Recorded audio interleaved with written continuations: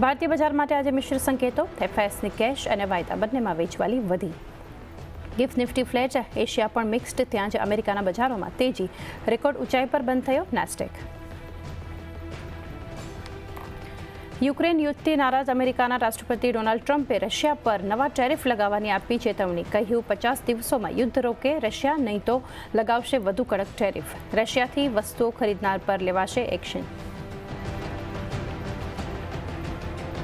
પહેલા ત્રિમાસિકમાં અનુમાનથી નજીક રહ્યા એચસીએલ ટેકના પરિણામ. નફામાં 10%થી વધુનો ઘટાડો. ડોલર આવક અને માર્જિન્સ પર પણ દબાણ. જોકે FY26 માટે આવક ગાઇડન્સની નીચલી રેન્જ 2%થી વધારી 3% કરી. તો અનુમાનથી ખરાબ રહ્યા ટાટા ટેકના પરિણામ. નફો 10% ઘટી 170 કરોડ. કોન્સ્ટન્ટ કરન્સી આવક પણ 5% ઘટી.